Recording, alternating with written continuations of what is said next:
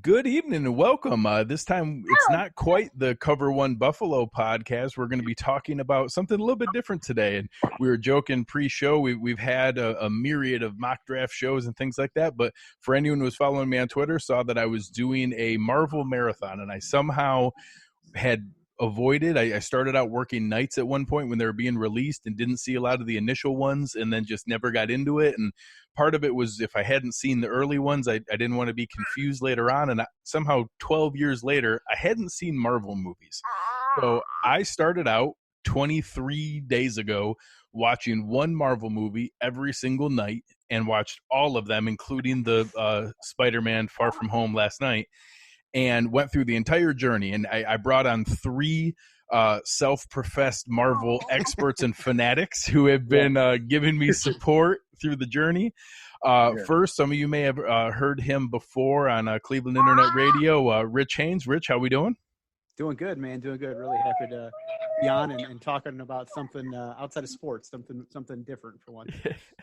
And many listening will be familiar with co-founder of the Bills Mafia and the head honcho over at 26shirts.com, Del Reid. Del, how we doing? Excelsior. I'm excited for this podcast. That's awesome. And one more self-professed Marvel expert and his compadre, Ryan Jr., former Jags, Bills, current Toronto Argonauts defensive end, Ryan Davis. Ryan, how we doing, man? Hey, what's going on, man? Thanks for having me. Absolutely.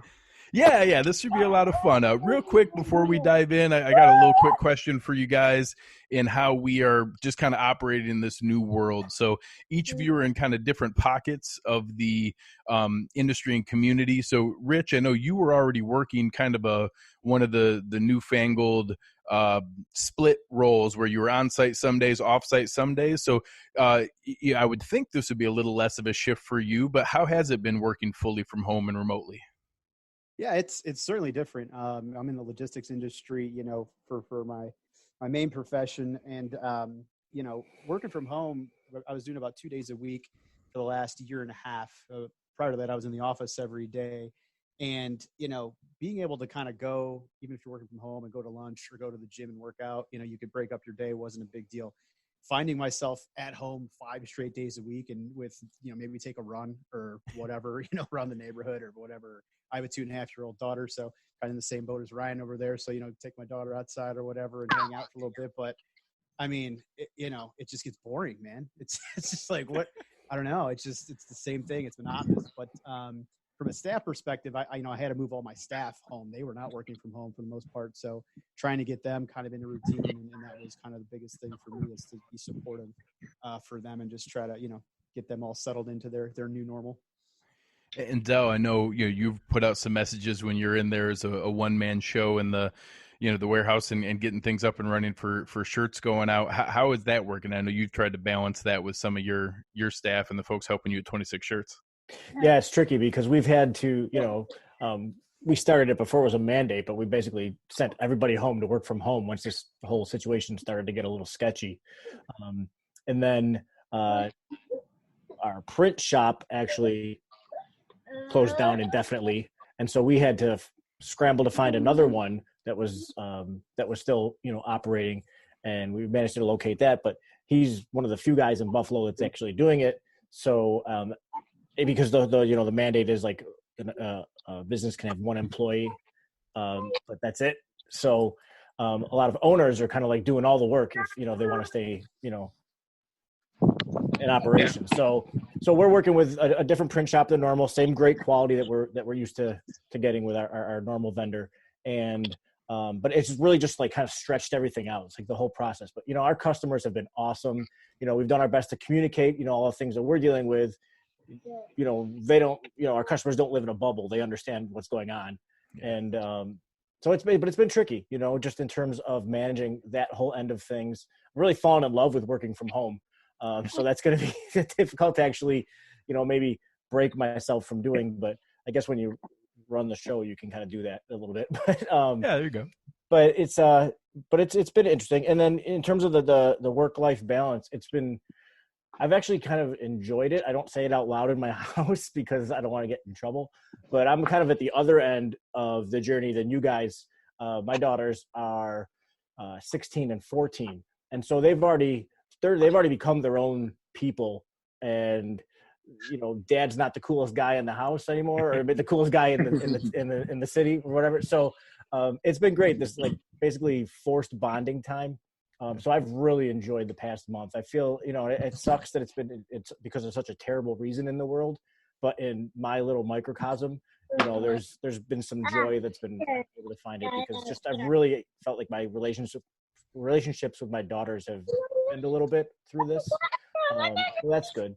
But That's so awesome. yeah, there's a whole lot of, you know, different things going on in my life and everybody else's life, and you know, but you know, we're working through it, and there's benefits to be seen, and there's some drawbacks, but we're just, you know, we're managing it all. Awesome. So Ryan, I know in a, you know, your world, your body is your business, and going through that, how are you working as far as staying aware of opportunities for any workouts or things like that, staying up to date with, you know, with your current team, and how are you keeping yourself motivated and having access to keeping yourself where you need to be? Really, I've been bored, so I don't want.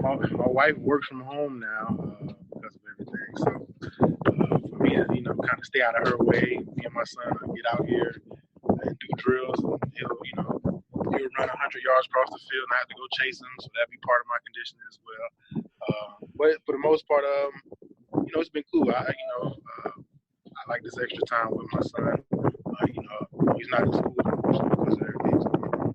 But you know, I like these moments right now that we're spending together, because I know when everything gets back up, you know, him and his mom are going to be here, and I'm going to be, you know, in Toronto. So, you know, I'm taking, you know, advantage of every single second, really, you know, that I have here, and that's kind of been my story. I've just been working out and trying to do something to kind of keep my mind off things.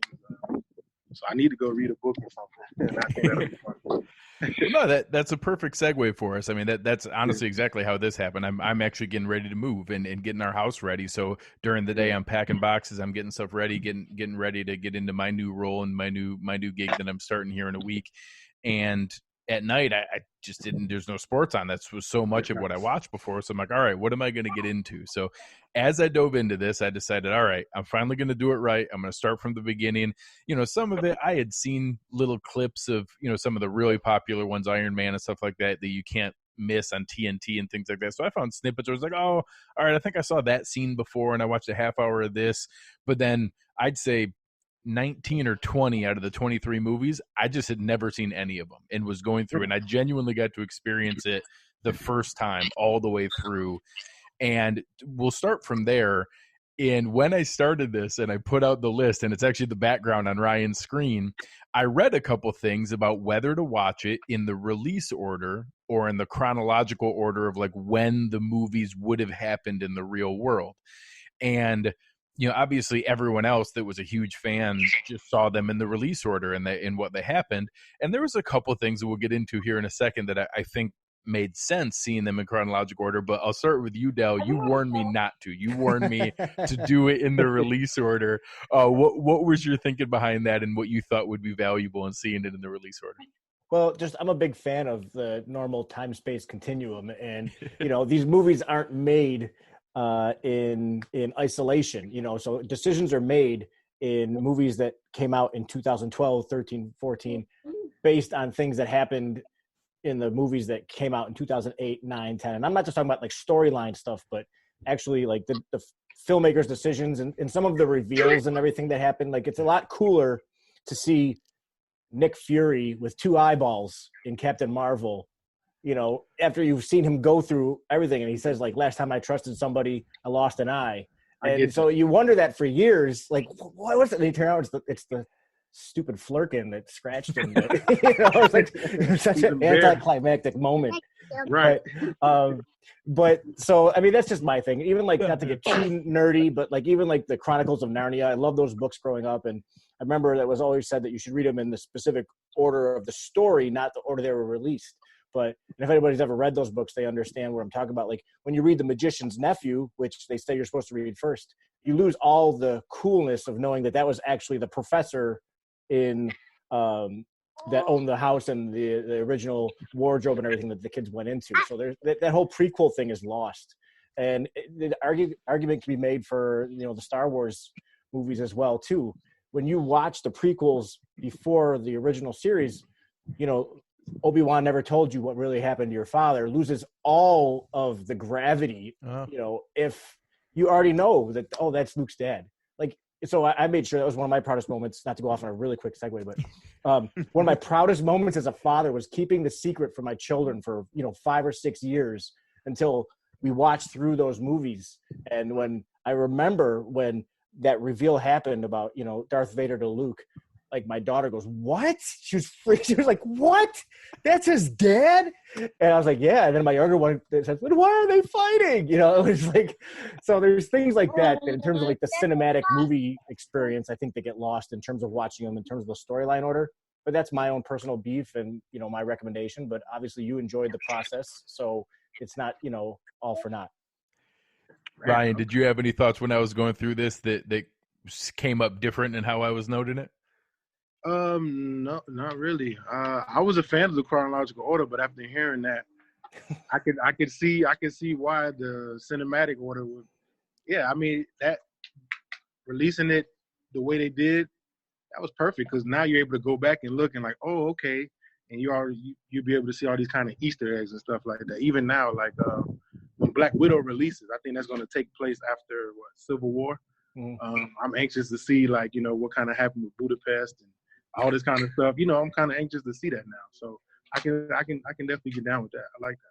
So help me, they had better mention Budapest in that movie. I've wondered long enough. I am waiting. Yeah, to see what happened. I'm ready to see like what happened. I want to see her past. I want to clear this up with her. So I'm anxious to see that. Rich, anything you think I might have missed or that would have been different or that I picked up on doing it in this order? And I think both Ryan and Del made really great comments. Obviously the biggest change is that you watched Captain Marvel second, and it was second last. So that's a huge change, and I don't know if that really impacted how you would have viewed it honestly too much. That's a good example of the one though that like it set up who the Kree were. So like that was one of the things that now I saw that it did set up the younger Nick Fury and the younger agents and things like that of kind of prefacing some of that. So it gave the agent's death in the Avengers more gravity of kind of seeing that initial part and going through some of those different pieces of it.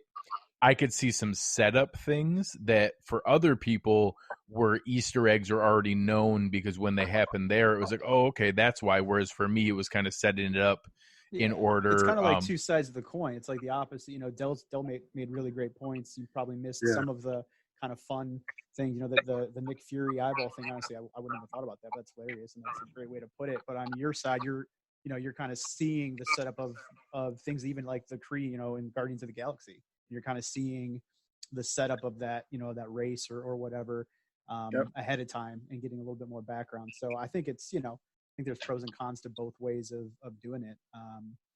But hey, the most important part there, Greg, is you got through all 23. Well, so I've been trying to do for 2 years for you, but there's a couple things I couldn't help. Like obviously I'd seen the poster of what Civil War was and I knew that it was coming. So even like that little snippet that, I know that exists, I couldn't help but notice some of the parts that they built in of, Iron Man and Captain America kind of butting heads earlier on. Then I'm like, oh, okay, they're starting to build up that tension. They're starting to build up those two dynamics of, the principled approach of Captain America and the more pragmatic, whatever it takes approach for Iron Man and how that would continue to escalate and build. And it was hard to know, like if you didn't know that movie was coming, that would make the post credit scenes even more impactful and making that there. So I could definitely see some of that from your point, Del, of that I already knew some of those things. So seeing it in that order changed it a little bit. jumping into the next piece of it, I know we went through and Rich was doing actually some rankings as I was watching it, and people always chimed in with, oh, this is going to be your favorite one, or the opposite end of the spectrum. People be, all right, you probably could skip this one, but you push through and do it anyways. So we went through and actually even did some almost rankings of where we had some of our favorites. So we don't have to necessarily literally do all 23, but I want to do some of the highlights of that in starting at the bottom. I'm going to guess that kind of it was almost a side bit, and the fact that you switch from Norton to Ruffalo is Incredible Hulk at the bottom of almost everybody's rankings. Yep, pretty much. No. Yeah. Oh, all right, good. I was hoping there would be a dissenting voice. Adele, stomp for Incredible Hulk. Well, I'm a bit of an Ed Norton stan. I love him as an actor. When that movie came out, a Hulk movie had never been done right. And back then in 2008, when I saw it, I didn't know I was supposed to be waiting around until after the credits. So I missed the after credits of Iron Man. I missed the after credits of Incredible Hulk. So I didn't even realize about the whole, the initiative coming together for Avengers and everything. But I thought it was a really good story. I thought it's not Ruffalo, so I think that automatically counts against it in a lot of people's eyes. But I thought the story was well done. Hulk was portrayed on the big screen well, unlike the movie that came out 5 years prior that Ang Lee did, which was just so, I remember being so excited for that movie and being so disappointed in it. But I thought, without that Hulk movie, so much of, Ruffalo's entrance in Avengers doesn't make sense. I mean, the character, Bruce Banner's entrance, doesn't make sense. Like, why is she hunting him down, here in South America, or wherever it was, India? And I don't know. I just thought it was a good story. I enjoyed it. Abomination is one of my favorite, bad guys, for no particular reason. I just always thought he was cool when I was growing up. So I enjoyed it, So it's not, I wouldn't say it's in my bottom 3 at least. I don't know. I think there's worse entries. So Greg, I created my own category. So I have the tiers, right? So I have a Hall of Fame tier, Pro Bowl tier, solid starter tier, my bench depth, and then I actually created the Ryan Leaf tier where, he's still, the Hulk still made millions of dollars, but for me, it was a bust, man. Like, the story could have been cool. And actually the plot was, I agree with Del, the plot was needed for the special effects and I just felt it was just so B level compared to the rest of the Marvel movies that, for me, it's down there in its category by itself in the Ryan Leaf tier for my 23. Well, I think it's hard when you see so much of the rest of it. And heck, that was even my biggest struggle in we'll get to it, the Spider-Man Far From Home. They went so far the other direction with the special effects and the crazy, kind of Inception special effects inside the special effects, where that was the point of the movie, and they're able to do the projection and everything. It was overwhelming to try to keep track of and to watch what was going on the screen. It did seem like it was before they really hit their stride from a funding standpoint. It was noticeable. Now, obviously, it's different for me. I'm watching it, and it's literally night after night, so you're seeing it immediately side by side of the other movies. It was noticeable how much more, technology money they had available for the progression of the films as it went. Yeah, and that was before Disney had bought Marvel. I think Universal, they actually still own the rights to the Hulk character, but Universal put that movie out. I think Paramount did the first Iron Man and maybe Iron Man 2. So there was a lot of different things going on. So it's amazing how Feige was able to actually kind of hold that together or use those building blocks to create the Infinity Saga. But I think for all things, they did a good job in terms of how they're able to continue that continuity. And I'll throw out a couple others that I had lower in my experience. And again, I'm a little bit different in the sense that, my experience is obviously based on not reading the comics, not knowing the backstory. So some of the things, I'll get to in a minute. I liked some of the part of Iron Man 3 because I didn't have any buildup of who the villain was going to be and who the Mandarin was, or whether that was portrayed properly, or some of the different pieces like that, or not knowing, some of the other. I actually, I know some people wrote after my review on Spider-Man Homecoming that it was finally someone portraying that, hey, in the comic books, Spider-Man is a nerdy, immature teenager, not some 25-year-old pretending to be a teenager that you did in the other movies. I was like, oh, well, that makes sense. But it annoyed the crap out of me the entire movie. He was obnoxious and immature the whole movie. He nailed And it. everyone was like, no, that's the yeah. good part, that they finally fixed it. Yeah. You know, I thought the Thor 2, the Dark World one was okay. That one was lower for me. I thought Captain Marvel was pretty good, but I didn't have any, you know. You can be honest. It was okay. Yeah, it was okay. I liked it. Had one of the better, you know, plot twists when all of a sudden you're like, oh, the green guys are the good guys. Oh, okay. Yeah. You know, that was a good one that it got me. You know, so the Ant-Man and Ant-Man and Wasp were different. Like Paul Rudd and Michael Pena are so funny. Like it was very different from the other movies, but it was still, they were so funny in the way that they did them that I thought even if maybe the overall movie wasn't as good or the bad guys weren't quite as, you know, scary as the other ones, they were still good movies. So I actually didn't have a ton of terrible ones. I had Incredible Hulk low. I had the Ant-Man and Wasp wasn't up to the standard of the other ones. The Thor Dark World was lower, but that was really all I had lower in there. And then a whole bunch in the middle of good to better. For me, if I could real quickly defend Ant-Man and the Wasp, that was a great palate cleanser after watching Infinity War a few months prior. Okay. So after seeing Infinity War, that movie just ends so heavy, and then you get the credits. You're like, oh my gosh, now what? Yeah. Then to see, you know, I really feel like, you know, Marvel fans I needed a movie that actually had like the Partridge Family theme worked into it. That was, you know what I mean? I needed it. And of course, then at the end, they made sure they left you with, you know, that post-credit scene. They made sure they left you with the pit in your stomach.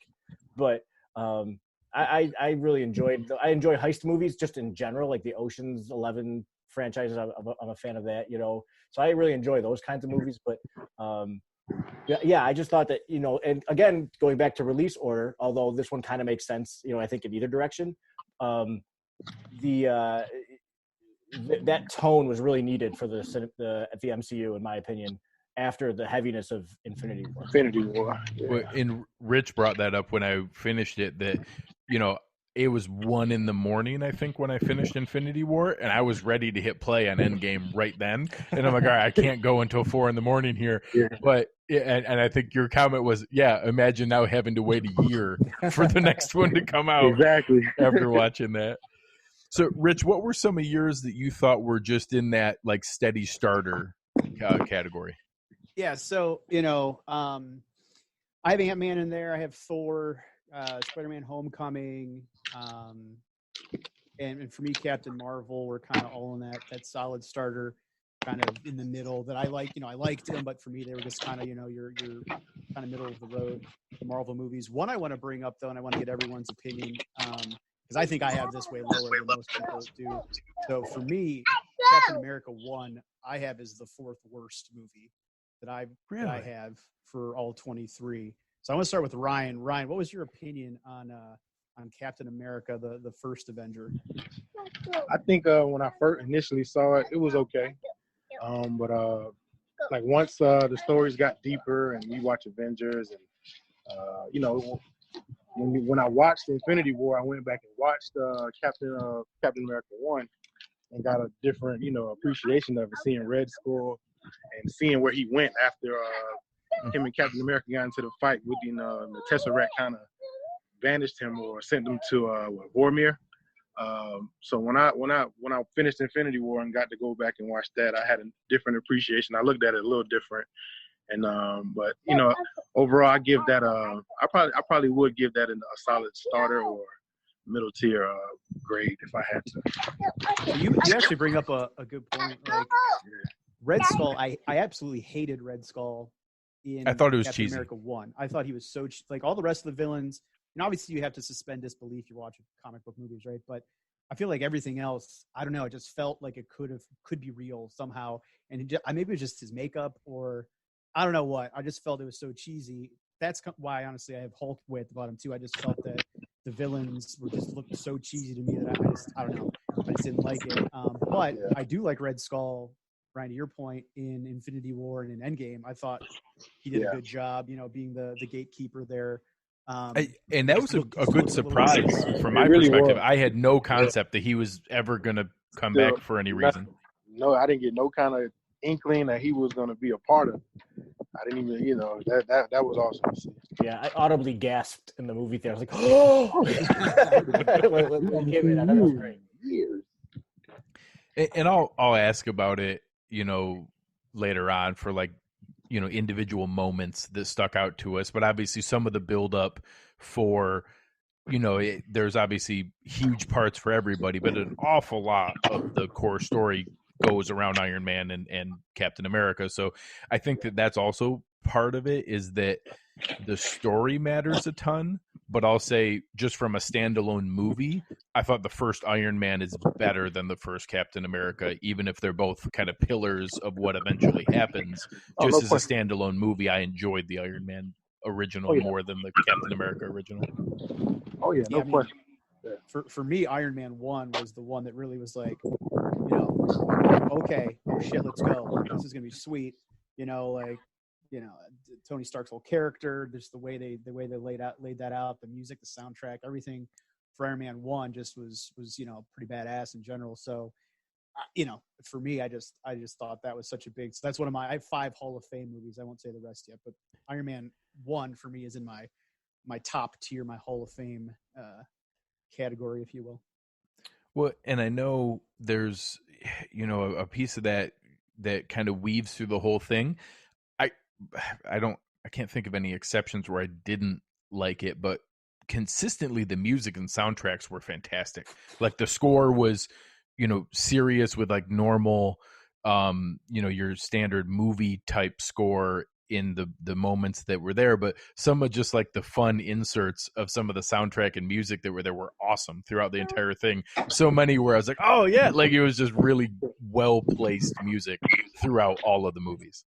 Music tells such a big story, not to sound like some kind of cinephile. I'm not. I just love popcorn movies. But like the music plays such a huge part in these movies. It's like one of the characters almost. And I think it really sets the tone for, what's going on in the story that's being told in that specific movie. You look at the Guardians of the Galaxy. So the Guardians of the Galaxy 2 are the two of them are by far the best examples. Oh yeah. But then also, like I just mentioned a few minutes ago with like Ant-Man and the Wasp, like having Come On Get Happy after the movie they just showed us 2 months prior, I think was huge, and there's probably a bunch of different other examples that I can go with, but just even the cinematic scores are just, they're so great. Like if you called me on my phone right now, you'd hear the Avengers theme. But Liam in the chat brought up in Thor Ragnarok, the immigrant song, how they used that was awesome. It was fantastic. Like that was such a great placement to have as the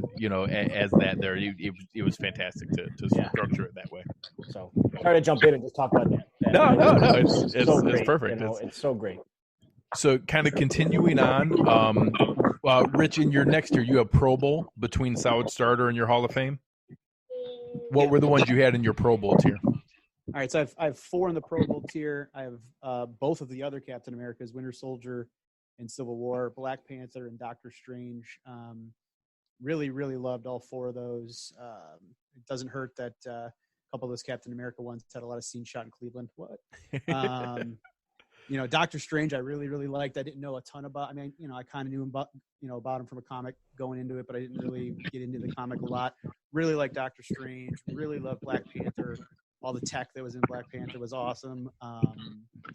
So those are my Pro Bowl tier that were just kind of right below my Hall of Fame tier. But I know a lot of people would argue some of those higher, and I don't know that I could really argue against it. They're all really, really good, solid movies. I'll say from my experience, I did have, oddly, I think Winter Soldier a little bit better as a standalone movie than Civil War, even if I think Civil War had more impact on the overall narrative and story. Like I think it progressed important pieces moving forward, but I actually liked Winter Soldier as its own movie, one of the best out of all 23 as from just a standalone film. I really liked it. And Doctor Strange was, I think, by far my biggest surprise out of the whole thing. Like I didn't get what he was, why he was just being introduced that late in the series. And I really enjoyed it. I thought it was really well done, and I thought Benedict Cumberbatch was perfect for that fall from grace character and rebuild, and the way that he handled that. I was really pleasantly surprised. That was one of my most pleasant surprises from I had zero concept of what I was walking into, and I thought it was really good as I watched it.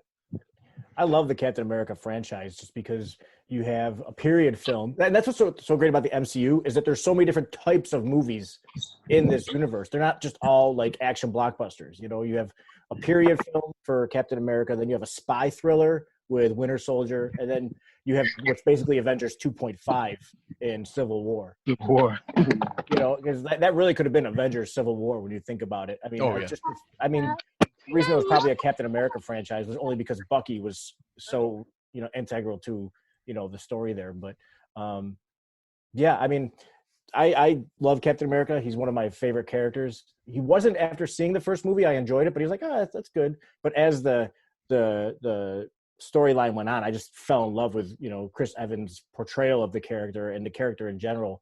But oddly enough, like Doctor Strange, I don't hate it, but it's one of my lesser favorite ones.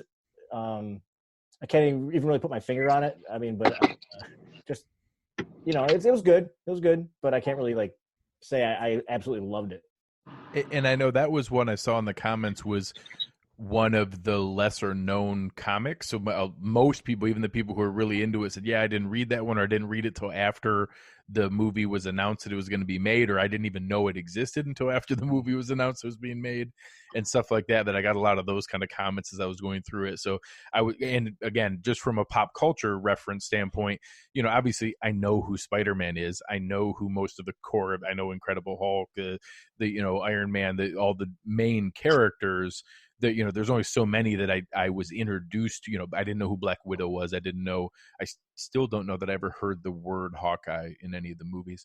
So I was always a little bit confused in that. Are we just supposed to know who Jeremy Renner is through this whole thing? Because he's a big time actor, so I'm pretty sure you're going to be a thing. But no one ever told me who he was or why he was there. So that was a running. Nobody ever called him Hawkeye in the movie.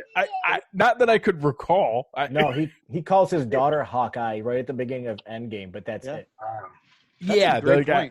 I just people referred to him as that, and especially, like, you know, he's in whatever, he's up in the cherry picker in Thor for 5 minutes, and I'm like, well, that's Jeremy Renner, so they're not paying him to be a 5-minute character, so you're going to be a thing at some point.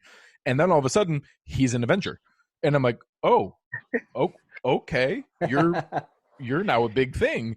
And it was so weird being like, all right, I'm just going to go with it. And maybe I'm missing some. And I just, at no point was it ever explained of like, why is he a big part of this? And why does everybody just explicitly trust the regular human with a bow and arrow just on par with all these There's a great SNL skit about that. I think Jeremy Renner was hosting, and they did a whole thing about how he's an Avenger.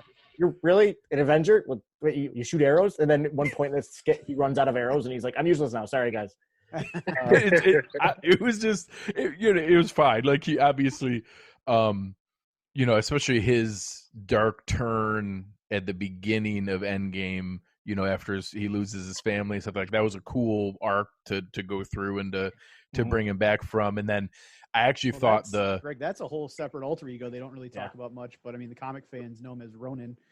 Ronin, actually. But yeah, that's a whole separate. Do they ever say Ronin or Ronin or whatever? No. Do they ever say that? I don't think they do. No. Yeah. They call him one of the samurai guys he's fighting calls him by a name that starts with an A, and I can't remember what it is. It's in the subtitle, but maybe it stands for that in like Japanese or something, but I don't know.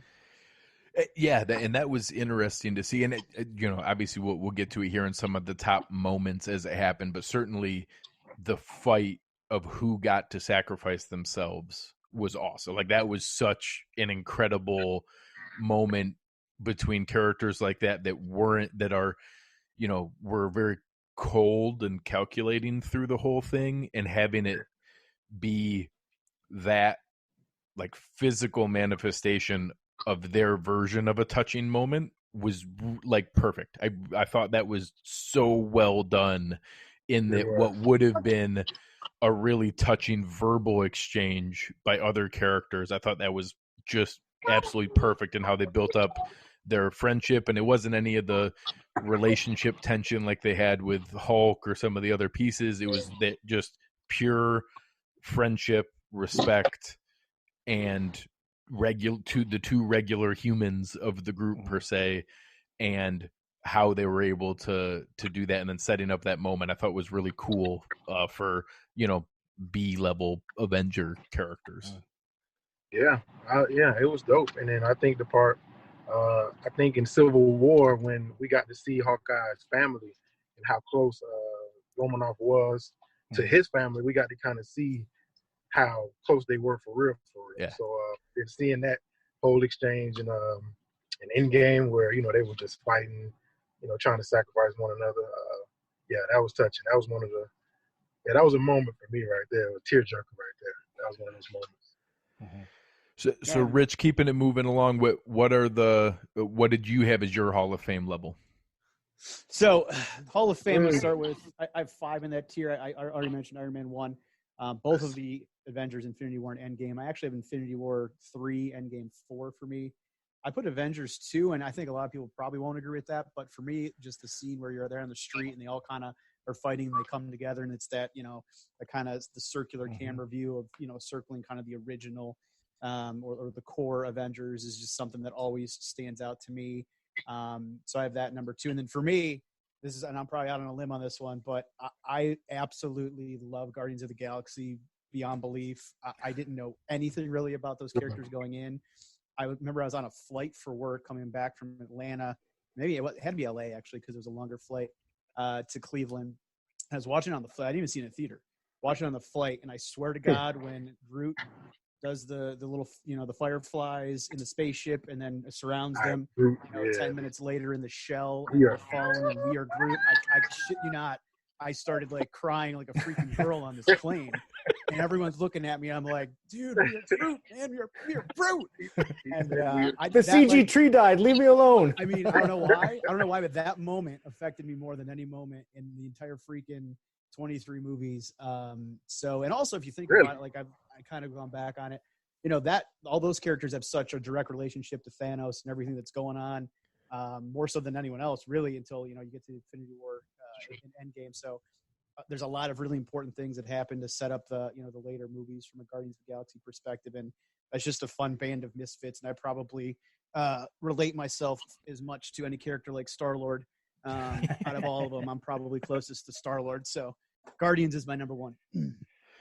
That's awesome. I will say, obviously, the final 2, and I still, it's hard for me to put that technically the Spider-Man Far From Home was there as kind of an end cap, and there was a couple nice touching notes to it. The obviously the will down from Tony with the Edith thing, and even the acronym of what he just stood for, and even dead, I'm the hero. I'm the hero. Yeah, it's so perfect. And then obviously the scene where Happy sees him on the plane doing the same motions. I thought that was a really nice note, but just the fact, like, it was just so weird. Obviously Infinity War and Endgame are the capstones of the thing. And I think it's the culmination of it. For me, the first Avengers, I think, was my favorite movie of all of them. Like, seeing it all tied together, that 360 screenshot, Rich, of like, just like you said, all of them finally coming together, fighting back to back, all of the alien world coming down around them. That was such a cool moment to see everything tied together. And at that point, you're about at the halfway mark, or maybe the 40% mark of the series. That was such a cool one to be able to see as they started to tie it together and where it was going to go from there. And Loki's pretty awesome too. Go ahead. Sorry. I was just saying, like, Loki's pretty awesome too. Like, Loki's one of my favorite characters throughout everything, and him acting as the actual bad guy kind of in that, and because he obviously conflicted and goes back and forth. So having Loki be in that first Avengers is pretty awesome. What were you saying, Del? I was just saying, I love right up to that moment with the 360. I love the action buildup of how they're fighting the Chitauri all like in their own ways, and then they all come together as a team. I think that's just that's such a pinnacle moment in the franchise, and the Battle of New York really sets the tone for the next Everything. whole portion of the MCU. Yeah. And I think that I'm kind of scrolling through, looking at a couple of the notes that I made on. I think Rich brought up the "We Are Groot." I think that obviously there's several in Endgame and in Infinity War, but some of the other pieces there. I know, Del, you brought it up. One of the underrelated ones was the Yondu arc. I thought was a really underappreciated one to be able to tie him back as the dad figure after the whole, because I don't know why little pieces turn me off the same way as the immaturity kind of threw me off in the Spider-Man. I didn't love the Kurt Russell ego character in Guardians of the Galaxy, and maybe that let me get turned off by Guardians of the Galaxy 2, but as I look back, it was still really good. And then that ending with tying it back in and having him receive the proper burial, and their version of the Viking burial as he got sent off, like that was still really cool. Guardians 2 is one of my Hall of Fame movies, and it's funny, Rich, you mentioned how the group moment was the only moment that made you cry. The Yondu moment was the only one that made me cry in those movies, when he says like he might have been your father but he wasn't your daddy. That was, oh my gosh, it's if you're a man and like you don't watch the movie and you don't see that moment, it doesn't do something inside of you with your relationship. When you think about your relationship and your dad and all that, James Gunn is just a great filmmaker because he has so much levity, but then he just like, right there at the end of the movie, he just really hits you like, oh my gosh, I thought this was all laughs and you're making me feel something so deep. Great filmmaker. That was great. Obviously, I think that they're kind of so let's stay on that cliche. theme for a second, Greg. I mean, I had the group moment. Dell, who on my Zoom is below me, Dell had the Yondu moment. Ryan, was there any moment for you that stood out, just like, I don't know, maybe didn't make you cry, but like just got you, right? Just hit you in the heart and was like, oh shit. I think the most obvious one was Tony's death.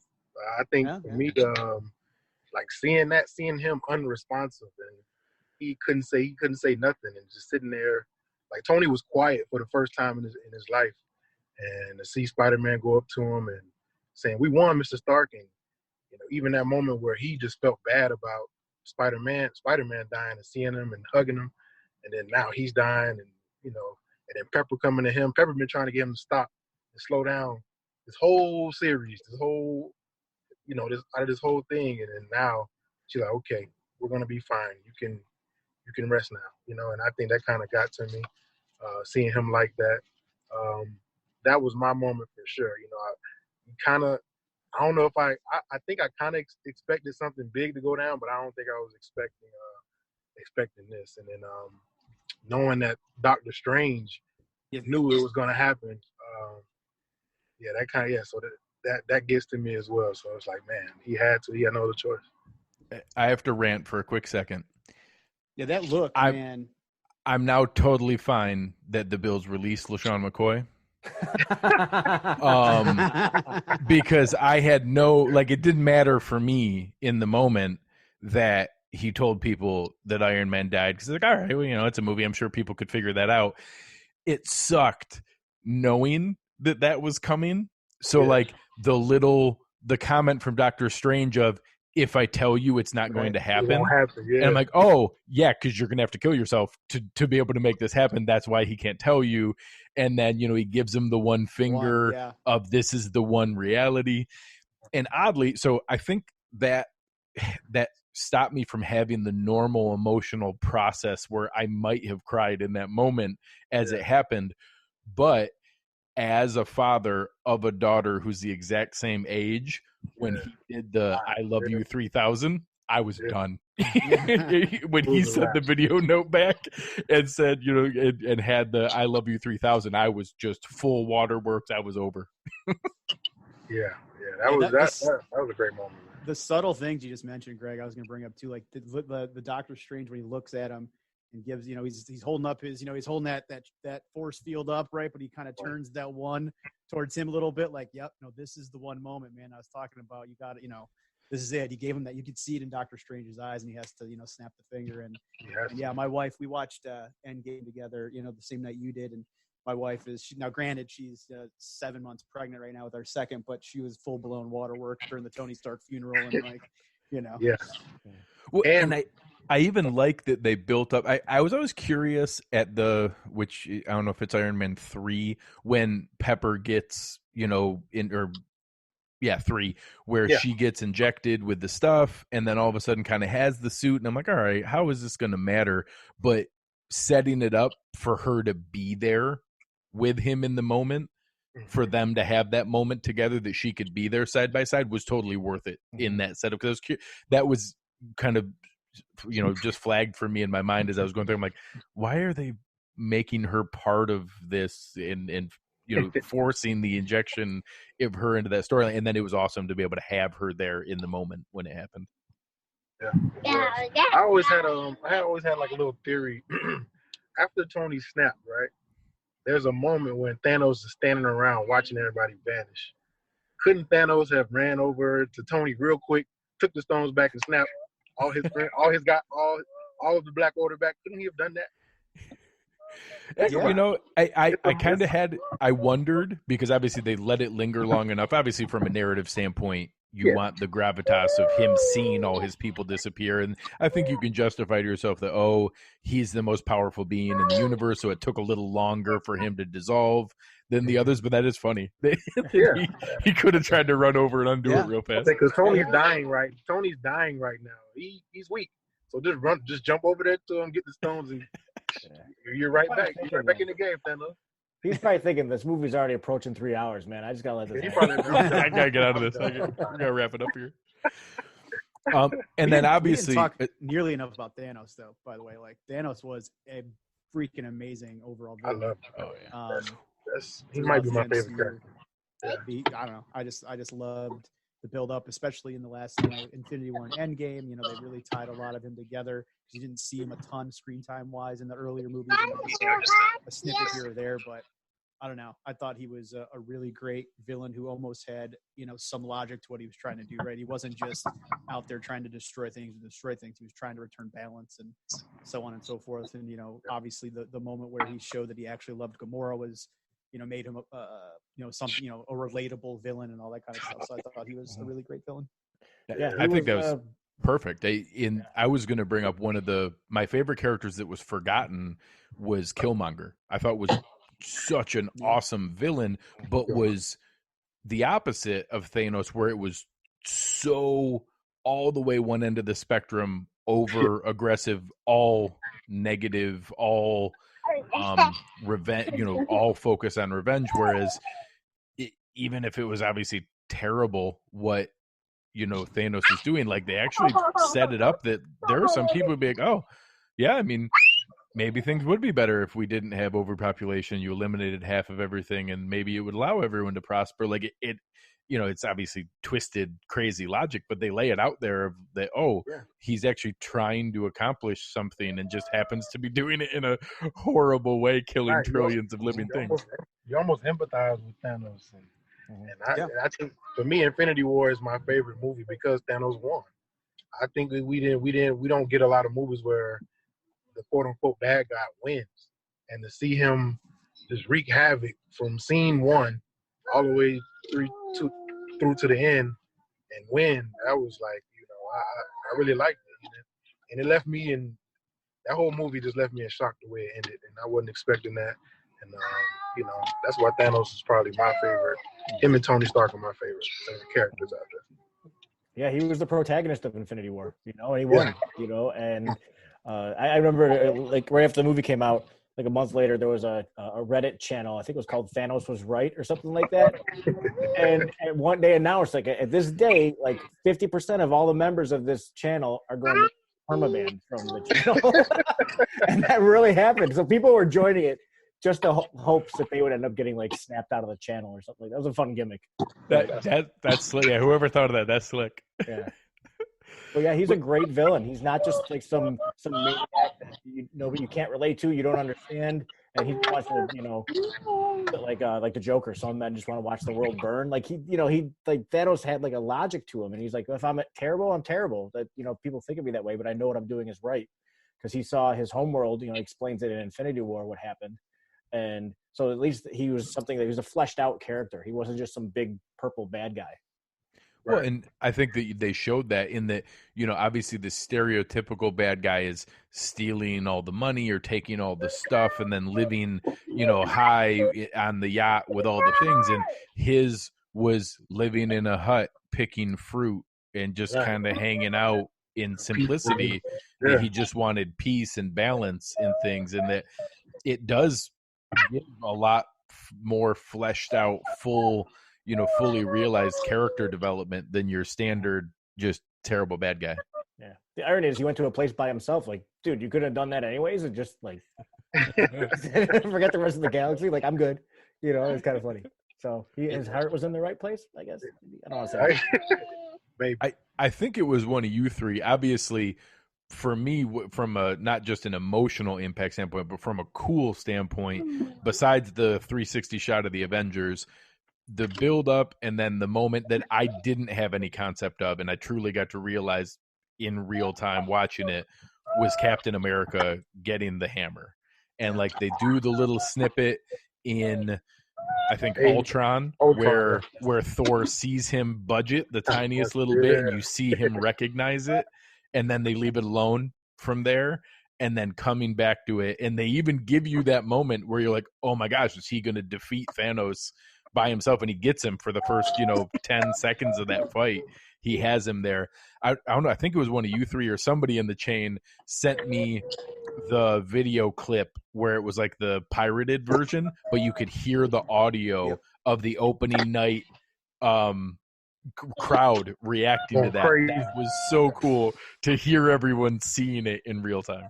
I've been to Bills games that have had the same reception way.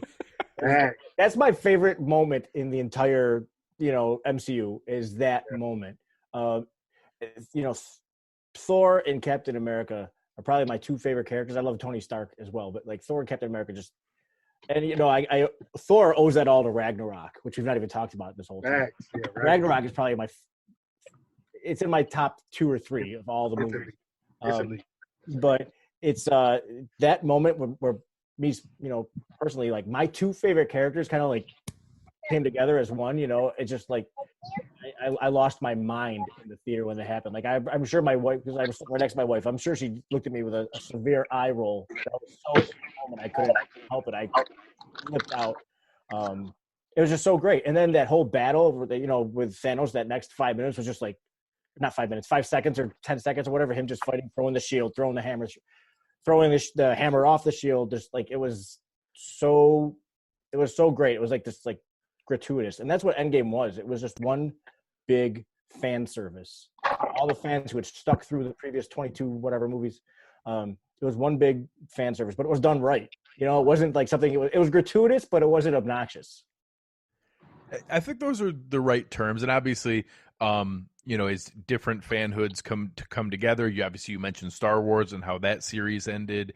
You talk about, Game of Thrones and the build up there. And I think that's a very similar idea from a scope standpoint. When you talk about, you're talking about 23 movies, all of them 2 hours and change, probably talking about well over 50 to almost 60 hours of total screen time. You're talking about an ever increasing scope, and that's what got Game of Thrones, was that it was just so impossible to tie everything back at the end, that I know some of the things were, abrupt. 3 hours is a long time for a final movie, but I'll say I never looked at my watch or wondered what time it was through all 3 hours. Like, I never had that moment of like, oh man, they probably could have cut that scene a little bit shorter. It was all appropriate, so again, not knowing the context from the comics or knowing if they tied off every character story arc in the right way, contextually from the previous text and things like that. I thought that they circled off and closed out all of the loops appropriately from a movie standpoint in how they ended it in Endgame.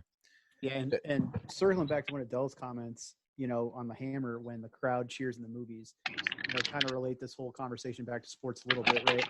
That's what, I don't know, I think as a fan and as somebody that played some sports in my life, and Ryan, obviously, playing sports still today, God, those moments, in my opinion, are what really makes things special. When, whether it's a movie, whether it's sports, whether it's whatever, you can sit there and like cheer and feel that energy between people in a huge group.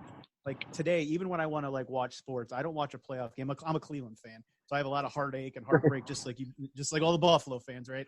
So, but when we won that freaking NBA title, in 2016, and I didn't want to be at my house. I didn't want to be, only with 10 people. I wanted to be in a sardine-packed bar in downtown Cleveland where everyone was going completely freaking nuts when something like the Thor hammer thing happens, right? And you feel that energy, and it's just like, F yeah, that's what the payoff is. I'm sure that's why Ryan still, to an extent, why Ryan still plays sports today, getting that feeling, on the field, and not, why we're fans from a sports standpoint. But, nothing like it. Oh. Well, and honestly, the way that people talk about it, the way that the niche world, that everything has turned into super specialized individual, where whatever you're into, you can find somebody who's really into that and talks about it in depth, and there's good quality content for it. What that's done is there are way fewer collective experiences anymore. Like there's never going to be the MASH finale where literally half of America watched the same TV show in the same moment at the same time, and everyone saw that, and it's just kind of gone down from there.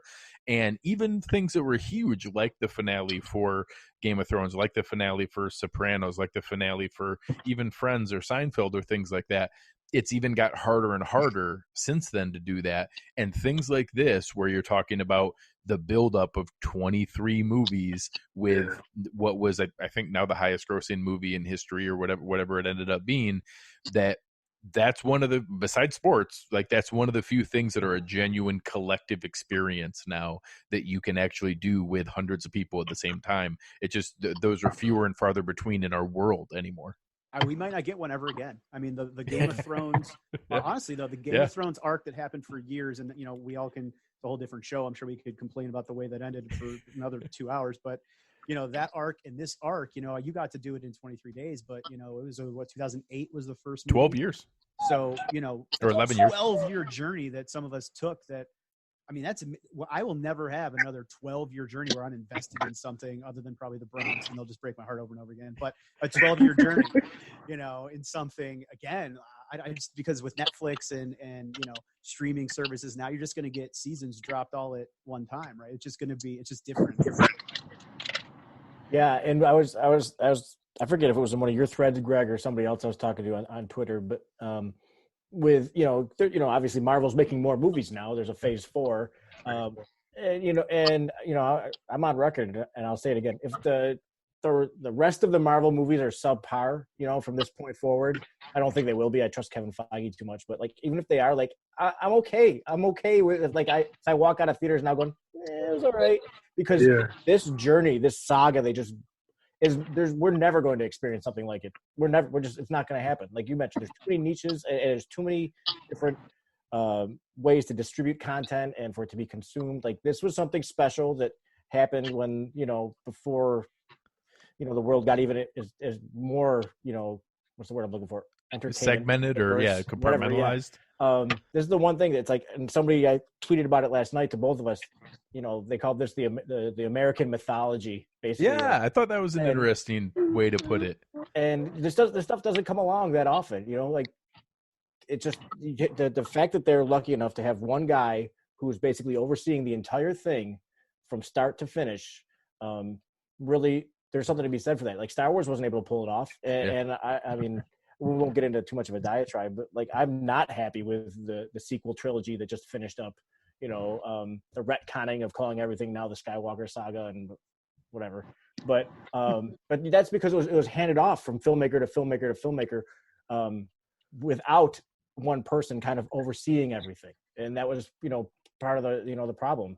Or there was one person who was making the first 6 films, and all he had was yes men around him, and so some of it went kind of sideways towards the end there with the prequel trilogy. But Kevin Feige has done such a great job coordinating all of this. I feel like his name doesn't get mentioned enough. I don't know what kind of Hall of Fame he should be put in. If there's a Hollywood Hall of Fame or a pop culture Hall of Fame. He deserves it. Like, he should be the first, the first entry in whatever that Hall of Fame is. First ballot, yes. Yeah, seriously, he is he's created something that no one else has ever made before, maybe never will. For real, like I always find myself I probably watched each movie, I don't know, countless times, but I always find myself going and looking and trying to find different stuff. So I think that's just credit to him of being detailed in each and every movie and having every setup like just planned masterful. So I think Kevin Feige deserves a lot of credit. He's in my Hall of Fame. Mm-hmm. Well, and I think you can tell like all the different things that we mentioned about the little setup, the Easter, just having. I feel like I don't think they invented it, but they certainly popularized the term Easter egg. Like, I don't think that was a readily used term for hiding snippets of future coming things. They certainly invented the mid-credit and end-credit thing. That didn't exist prior to them. That was a trick that they invented to be able to leave those little snippets and things like that. And then to have so many of them weave back in together and to be able to tie so many of them back in, in those spots and have a genuine payoff. And I think that was, whether you talk about Star Wars, whether you talk about Game of Thrones, so many other huge, enormous narrative universes, that was always the frustration was, well, you spent all this time setting up that. How was there no payoff for that? We invested time in this story arc or this narrative.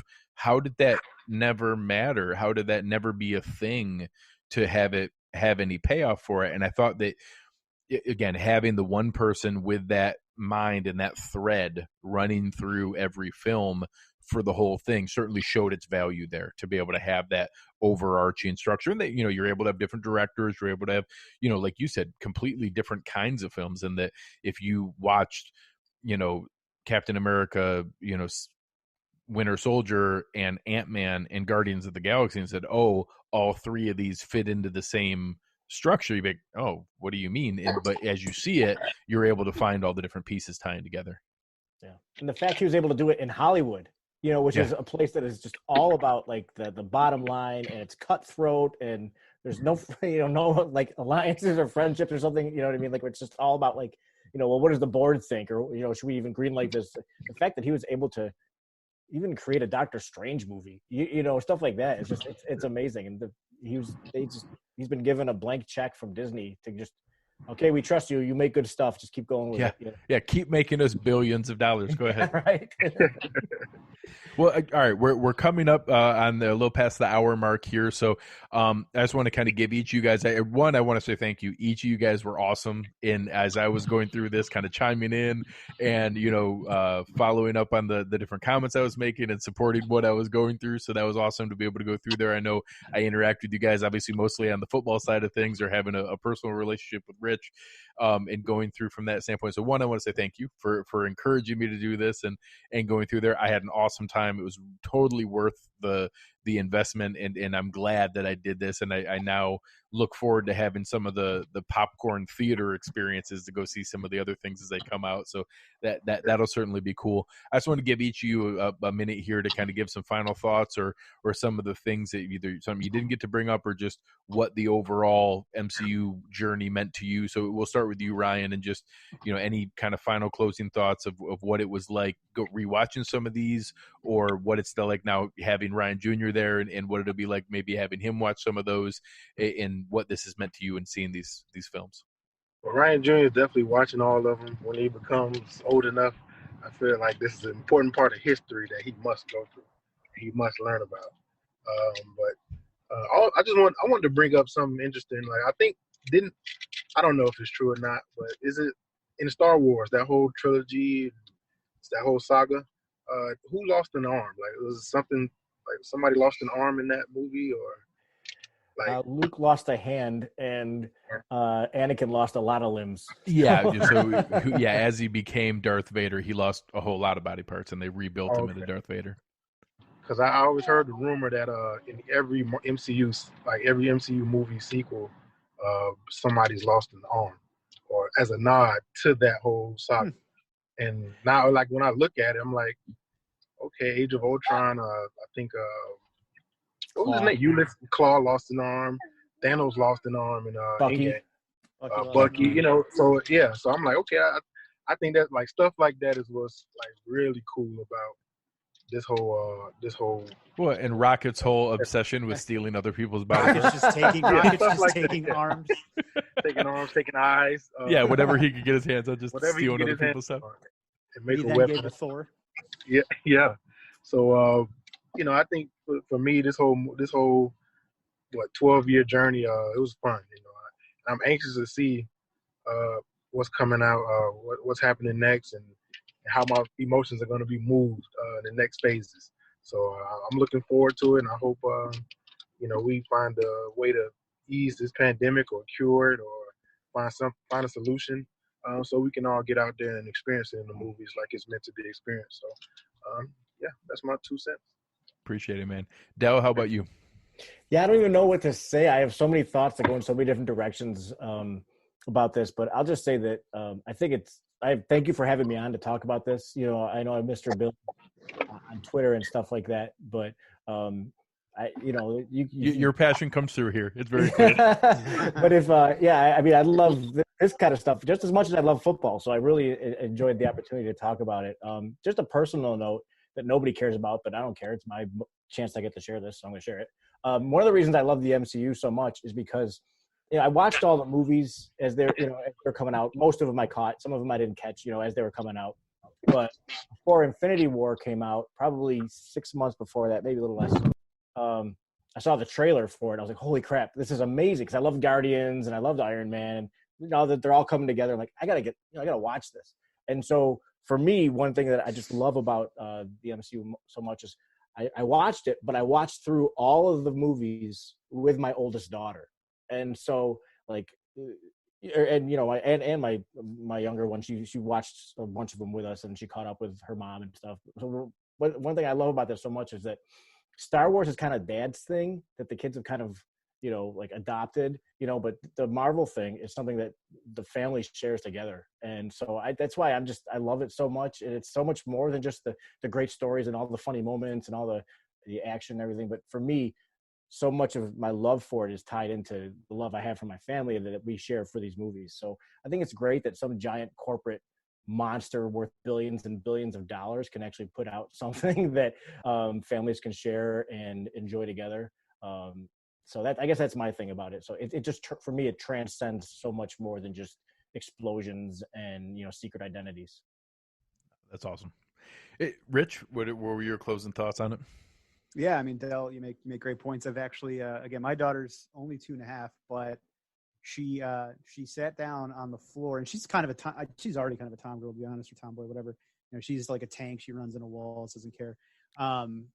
But I was watching Infinity War in my basement, kind of by myself the other day, and she kind of wanders down, and it's, you know, Infinity War can get kind of intense in some of those fight scenes. She just kind of sat down with me. And all of a sudden, she started. I shit you not. She started mimicking Spider-Man. It was in the, you know, is one of the, you know, the fight scenes or whatever. Or it would have been Endgame.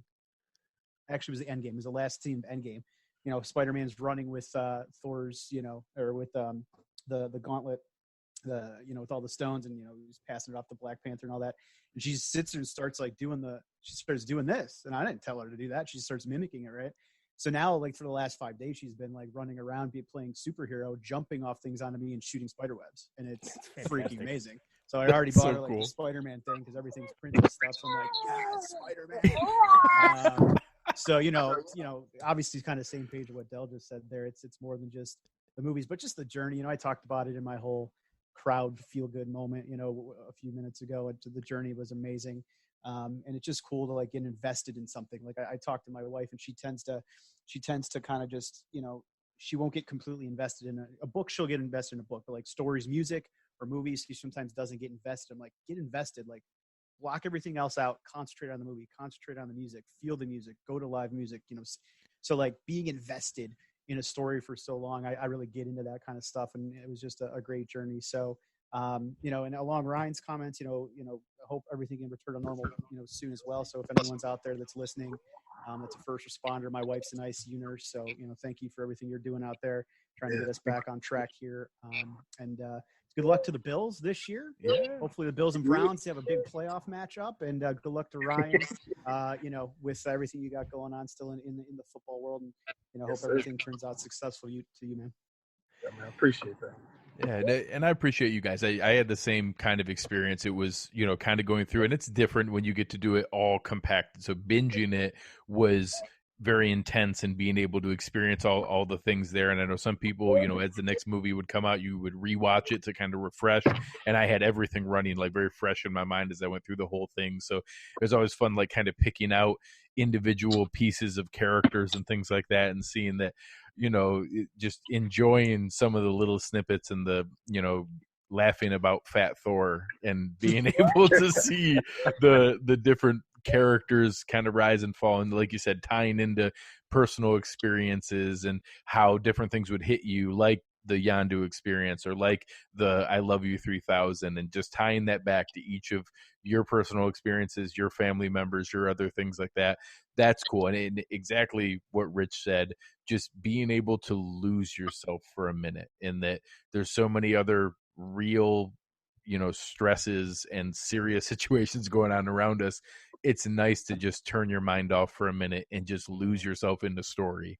And this was cool to be able to do that for almost a whole month of going through and just kind of losing myself in there with so many other very real things happening all throughout every day, and being able to just get to that point at night. All right, the kids are in bed, everything's kind of calmed down. I get to just turn my brain off for a minute and just experience the story. And it was cool to go through all of that and be able to experience it. So thank you guys very, very much. Appreciate you guys who came in the chat here and listened to us put this together. I am going to put it out on my normal podcast feed and everything. I'll just warn everybody, hey, this is some non-Bills content, but jump on in and enjoy it. So Ryan, Del, Rich, thank you guys. This was awesome. It was so much fun to be able to do. We'll talk to you guys soon. Really appreciate it, Greg. Man.